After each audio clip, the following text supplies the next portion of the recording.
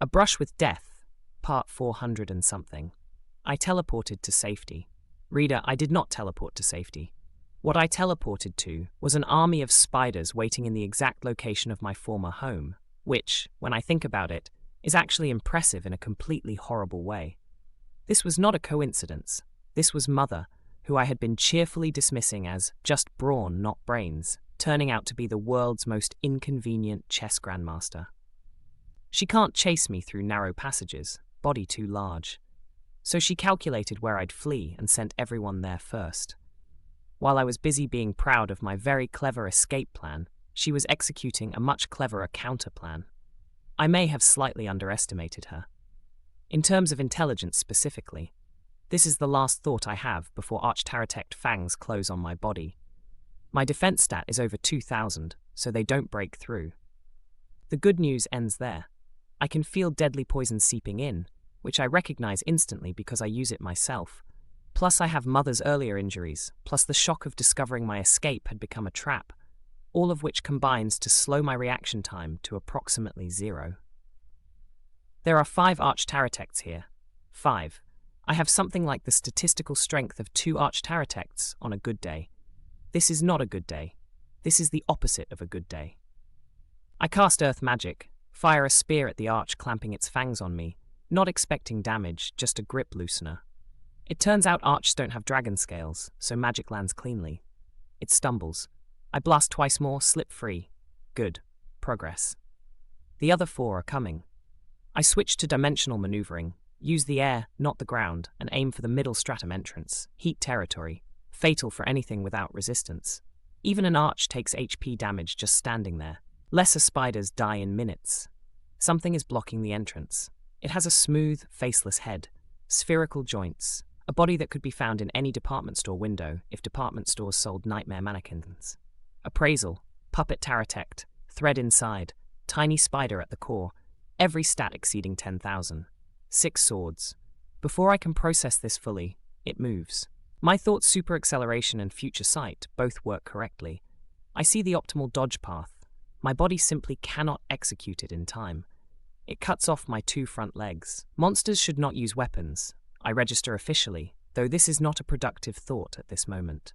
Situation: puppet spider blocking escape, 5 archs behind me, half my legs gone, HP already below 0. Perseverance is keeping me alive. It substitutes MP for HP. But the moment I can't move, the archs will devour me faster than I can regenerate. I fire a magic barrage. Low level. Quantity over quality. Even archs hesitate to charge through a spellstorm.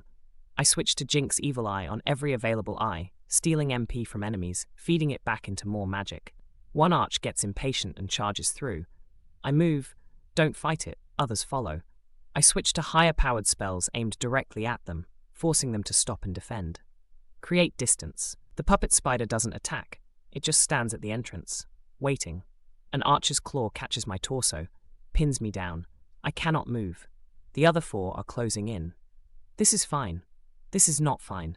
This is the worst thing that has ever happened to me, and I have previously been born as a spider, eaten my siblings, and fought a dragon before I had a name. I appraise the archers quickly, find the one with the lowest HP, calculate. The Annihilating Evil Eye, an insta-kill that uses rot, also hits me with significant recoil. Currently, 50-50 I survive the self-damage, 50-50 the arch actually dies, 50-50 the kill gives enough EXP to level up. 1 in 8 odds of this working. I use it anyway because the alternative is certainty. Experience has reached the required level. Individual Assane has increased from LV29 to LV30. The arch disintegrates into dust. The one pinning me is surprised for exactly 1 second. I slash its leg with cutting thread, slip free, clamber up to its torso, and sink my fangs in. Deadly poison injection. The others can't attack me without attacking it. The puppet spider figures this out and charges. Long-distance teleport activate. Middle stratum. I drag the arch with me. The arch has 0 heat resistance. I have some. The outcome is math. A few minutes later, I am watching its charred body sink into the magma. I survived. Boy, that was rough. Evolution special guest appearance by an evil god. Middle stratum. Magma lake. Safe, relatively speaking. I won. The spider army is behind me. Those other spiders won't chase me this far, and I have just enough HP remaining to feel optimistic about things. I am at level 30. Status message, evolution available. One option, Zana Horowa. Same tier as Mother on the evolution chart. Won't make me her equal at level 1, she's level 89, math doesn't work that way. But new species means new skills. I don't pass out during the evolution. Exhaustion nullification at work. My Ruler of Sloth title allows me to stay awake indefinitely with no penalties. I just sit in the magma heat and feel my body restructure itself from the inside out. Evolution completed. Species changed to Zana Horowa. Then skill notifications cascade. Buried in the middle, acquired skill immortality as a result of evolution. Immortality, user will no longer die within the system. I read this 3 times. What? The skill is immortality. I cannot die. Within the system. I'm going to charge directly at Mother. I'll get stomped, hit with breath attacks, blasted by magic, and just keep getting back up like a very determined zombie. Even an all-powerful monster runs out of strength eventually if the target never dies. Who knew that just evolving would solve all my problems? Also worth noting, I got a title called Champion, which inflicts heresy attribute fear on anyone who sees me. Even my skills are terrified of me now. I eat the Arch Taratect. A smartphone appears at my feet. I stare at it. I have seen exactly one smartphone in this world before. Hello, this is D. La la la. Oh, that's odd. Who put this spider self-destruct button in my hand? I'm sorry. Please forgive me. I'm joking. I don't need any help to turn you into a ghastly fireworks display anyway.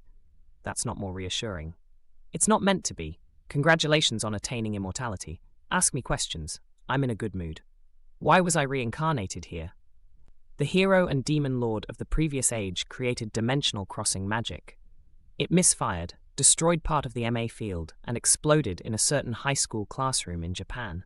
25 students and 1 teacher were killed. I took partial responsibility since I was in that classroom. My presence attracted the spell. You were in the classroom?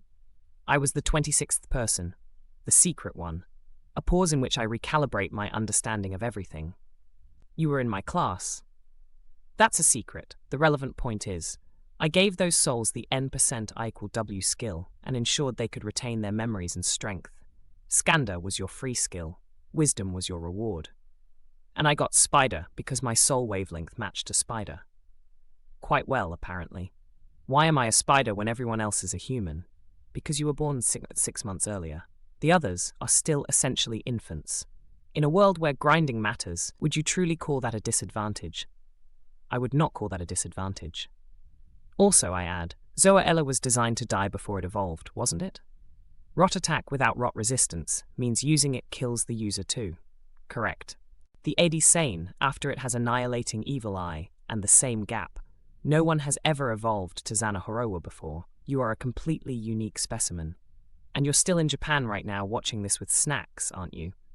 Bag of chips. There's also a new ice cream, chocolate and vanilla.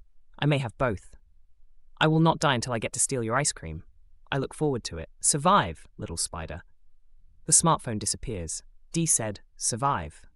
Not you're safe now, or immortality protects you. Survive, which means there's a loophole, being sealed away permanently, trapped in concrete for eternity. Something that doesn't count as dying within the system, but is functionally just as final. I should treat immortality as a last resort, not a free pass. I plan my next moves. Guerrilla warfare upper stratum, absolutely crawling with Mother's freshly laid eggs. Baby lesser Taratects, hundreds of them. Mother used her egg-laying skill up here while I was gone. They stare at me. I feel a momentary pang, technically my siblings. Very briefly. Spider hunt commence. The guerrilla strategy, appear, kill spiders for EXP, flee the instant I sense the Puppet Taratect approaching, teleport outside, wait, return. Rinse and repeat. I've bagged 1 arch and 6 graters besides the lesser kills. The puppet spider keeps appearing, same individual every time, only one I think, but there's always a teleport ready before it matters. I found the ocean. I travel along the coast in the time between raids. It's pleasant by my standards, which admittedly are low. D said survive specifically, not you're safe or enjoy immortality. There's a loophole. I should figure out what it is before it figures out me. I thought her meant Mother. I was wrong, and she was already on my trail. The dream was a classroom. He recognized it immediately, the same one from his old life in Japan, now 3 years dimmer in his memory. A cluster of boys laughing. Natsume at the center, Sakurazaki smiling, Hasebe chatting with Tamarikawa and Furuta. He put his bag down and walked toward the window, a spiderweb on the glass, a girl standing in front of him. Dark and eerie, almost ghost-like, her eyes the only vivid thing about her. The girl the class had secretly nicknamed Rihoko. Her hand reached for him. He woke up gasping. The Great Elro Labyrinth, not Japan. It had been 2 days since the swimsuit incident. He would prefer not to think about the swimsuit incident. The water dragon. The cliff. Faye's breath attack propelling them all into the tunnel being narrower than anticipated. Katia and Anna's expressions afterward.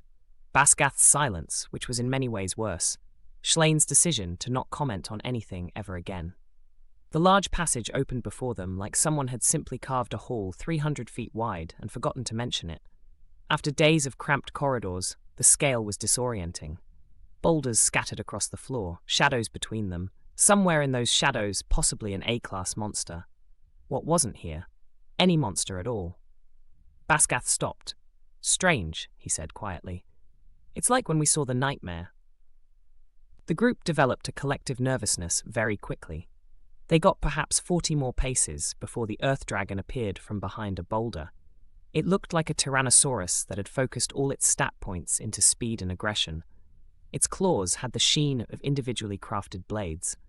Baskath's voice had one word: evolved. The fight was not going well. Hyrinx's shield took the first hit, and his face went grey with the impact. Schleyn and Baskath slashed at its feet simultaneously. Schleyn's sword cut halfway through a leg. Baskath's barely scratched the scales. The earth dragon rose again. Katia's flame magic burned its face. When it turned back toward them, the face showed no burns. Miss Oka's wind magic knocked it off its feet. It stood immediately. Imperial scales, magic resistance so high that even their strongest spellcasters couldn't punch through it. Then Faye punched the dragon in the face. The dragon flew backward. It tumbled. It stopped against a boulder. Everyone paused. "Why?" said Katia slowly. "Are you the strongest person here?" "I'm a dragon too," said Faye with tremendous satisfaction. The earth dragon charged her. She raised her arms. They shimmered metallic white. Steel body and hard armor stacked. Her dragon origin defense specs making her effectively immune to physical attack. The dragon's claws bounced off her forearms, and it paused in what was almost certainly confusion. Miss Oka used the pause. Binding Wind, a gale magic spell, not damage, just containment, wrapped around the dragon, holding it in place just long enough for Katia's flame magic to merge with the wind into a tornado of fire. Anna added wind magic, Baskath added dark magic. Hyrinx used the opening to cast healing on himself. The dragon's HP was falling. It wasn't enough. It shook free from the tornado. A breath attack was charging in its maw, building to a gleam. Schleyn stepped in front of the group. Holy Light Beam. Embarrassing name, significant power. The ray forced the dragon's breath back down its own throat. Its jaw snapped shut. Its body hit the ground slowly. Experience has reached the required level. Schleyn, Zag and Annihilate has increased from LV28 to LV29. Conditions satisfied. Acquired title, Dragon Slayer. Dragon Slayer, Katia said, looking at the notification. We're proper legends now. Hyrinx ruffled Schleyn's hair with unnecessary force. Schleyn ducked away from it, laughing. A chill ran down his spine. He turned. 8 glittering red eyes looked down at him from the top of a boulder. Not large. Immensely present. A white spider monster. Nobody moved. The voice arrived directly in their minds, not sound telepathy, and it was not speaking to Schleyn specifically, but he overheard it on its way to someone else. Hero. Then everything multiplied. The ceiling, the floor, the walls. Red eyes, hundreds of them, everywhere at once, and the voice echoed in overlapping repetition. Reincarnation, reincarnation, reincarnation. Ruler, ruler, ruler. Weak, weak, weak, weak, weak. The beginning of the end. Everyone will die. Just struggle to survive. Schleyn heard the word reincarnation, and his brain overrode every survival instinct he had. You know about reincarnations? The vestiges answered. We do. Master told us. Who is your master? You'll find out soon enough. The world begins. The world ends. Everyone will die. Just struggle to survive. Then they were gone. Basgath's fist struck Schlane's face. He accepted it with complete resignation. Hyrinx grabbed Basgath before the second hit. Katia and Anna were on their knees, shaking, Hyrinx pale. Faye's expression locked rigid. "I told ye," Basgath said. "If ye see a nightmare's vestige, don't do anything." "I'm sorry, I had to ask. Even if it killed ye?" No good answer to that. "They were cute, though," said Miss Oka. Everyone looked at her. "I've always liked spiders," she said. "I didn't like their tone, though." Schlane had no right to complain about being hit. He wasn't complaining. He was thinking about the word master. The pit. The main labyrinth exit was certainly guarded, Empire soldiers waiting, because Hugo had planned that far ahead. Basgath's alternative, a pit. "There are a few giant holes in the labyrinth," he explained as they walked. "Go down, reach the lower stratum. Nobody comes back from that. But one of these pits goes the other way, up to the surface, made by the Queen Taratect herself, years ago. She broke through the bedrock to get outside, destroyed forests, smashed a mountain. People still see the aftermath. The pit sounded survivable. There was one problem. Fingercoats, Basgath said. Giant bees.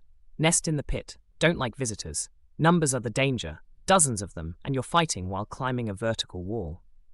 "We have Faye," Schlane said. "Yes, which is why we're using this exit." Near the pit, Faye spoke. "Could everyone face the other way, please?" They turned their backs. The sounds of rustling clothing followed. "Someone's going to have to explain," Hyrinx said quietly. "What is happening?" "She's returning to dragon form," Schlane said. "She needs to take her clothes off first, or they'll be destroyed when she grows." A pause. "Ah," said Hyrinx. The rustle continued. Schlane stared very intently at the wall. Then he became aware that Katia's hands had appeared from somewhere and were now firmly covering both of his ears. He was a healthy young man. He would like the record to reflect that he had not done anything and was simply standing here. "You're thinking about it," Katia said, without looking at him. "I'm standing against a wall." The thinking is audible. "Sorry for the wait." Faye's voice arrived through telepathy. They turned. Faye in dragon form, scale grey and enormous, and somehow now possessing the specific expression of someone who knows they're the most powerful person present. They climbed onto her back. Schlane noted that he was now riding on a girl's back, because Faye was absolutely a girl. He had now seen Faye in human form, and could not unsee this fact. "If you continue that thought," Faye said via telepathy, "I will shake you off." I wasn't. "I will shake you off into the bees." The Fingercoats swarmed the instant they entered the pit. Giant bees, individually manageable, collectively a cloud of stinging irritation that filled every cubic foot of vertical space. Faye fended them off with claws and tail, while the rest of them picked off the swarmers with magic. Then Faye made a noise of pure fed-up exasperation, opened her mouth, and fired. The breath attack cleared the pit. Cinders fell. "Now let's get out of here." They climbed. Rock gave way to light, real light, unfiltered, blazing, and Schlane squinted hard at the too bright sky. Outside, finally, actually, outside. The dark secrets of the other world. Basgath's base, one night's rest, then morning goodbyes. They offered to leave the Earth Dragon remains with him. He accepted without pretending he wasn't pleased. They shook hands. He told Schlane, "I think something big's gonna happen soon. Gut feeling, no proof. This mess you're caught up in might just be the start of it." Schlane thought. The war, Hugo. The hero title passing to him. The demon lord apparently moving in concert with something larger. Something big might already be happening. "We'll do our best," he said. "I know," Basgath said. "That's all anyone can." They rode on Faye. 2 days of flight. The town at the edge of Sariella required Faye to change back to human form and wrap her wings tightly under a cloak. "The people here worship the goddess," Miss Oka said, "who is said to have white wings. If they saw Faye's wings, they might not know whether to attack her for blasphemy or prostrate themselves in worship. Either outcome is inconvenient." Faye looked deeply displeased about this, but complied. It was the night before they left for the elf village that Miss Oka had explained everything, starting with, "This world was created as part of a game among gods." She'd asked what status was. Hyrinx answered automatically, "Strength." She pushed, but why? In the world they'd come from, no levels, no stats, no skills existed. You could live a complete life without a system, because a world doesn't need one. unless someone built it for a purpose. Levels and stats encourage fighting, Katia said, before Ms. Oka could reach that point. The more you fight, the stronger you get. If you lose, you die. More battles, more deaths, and when a living thing dies, the power it accumulated is collected by the administrators. Ms. Oka's voice was level. They built a harvesting system. The hero and demon lord exist as designated representatives to ensure humans and demons keep fighting in organized, productive ways. She paused. When I learned Shun had received the hero title, my vision went dark. Hyrinxi's expression was something Schlain would carry for years. Anger, grief, and the particular look of someone who has just learned that every sacrifice they witnessed served a purpose they would never have agreed to. Julius died as part of that mechanism. I won't forgive them, Schlain thought, and didn't say it out loud because saying it would make it real. The elves had known this for generations, Miss Oka explained. They'd been working to stop the war, protect the reincarnations from being harvested, keep them alive rather than simply eliminating them as risks. Their chief Potimus had made that choice. We'd be safer disposed of, Katia said. Yes, Potimus chose otherwise. His reasons died with him. Shun, don't make that face. Yes, Potimus was my father. She'd said it before he could. We were not close, we used each other. I'm not devastated by his death. The current demon lord, she believed, was working with the administrators. The previous hero and demon lord had been stopped, a peace managed. The administrators apparently disapproved of peace. They disposed of that generation and started the war again. Hyrinx was very quiet. All those people, he said finally. Julius, for gods to collect power. Nothing adequate to say to that. God's hunting dog. The carriage moved slowly. Sophia stared out the window. I'm bored. Natsuki Oka kept her expression neutral. This was her primary occupation when Sophia was present. Sophia Karen, in her previous life, Shoko Negishi, one of the reincarnations, currently aligned with the administrators, was beautiful, powerful, and constitutionally incapable of taking anything seriously. Be patient. If I'd known it would take this long, I could have just run there myself. We must keep pace with the army. Sophia made a face. Wald was with Hugo's advance, maintaining supervision of the prince and managing the fallout of his blunder, being burned by the White Worm's breath when the hero's party escaped. He'd been working twice as hard since, fueled by wanting to recover his image. Sophia found it cute. Oka had told her not to say that to his face. But the worm was a reincarnation too, Sophia said. Losing to that isn't embarrassing. The White Worm that had interrupted their battle with the hero's party. Master had confirmed its nature. A reincarnation evolved into something powerful enough to face trained warriors without difficulty. Nevertheless, Oka said, one cannot excuse a loss simply because the opponent had unusual origins. Could you have won against the hero, if you'd really fought? No, my odds would not favor me. Sophia smiled the way she smiled when she'd extracted precisely what she wanted. Doesn't it bother you? Yes. The admission appeared to please her more than deflection would have. The carriage moved on. Outside, soldiers in heavy armor walked in the heat, carrying weapons with no carriages.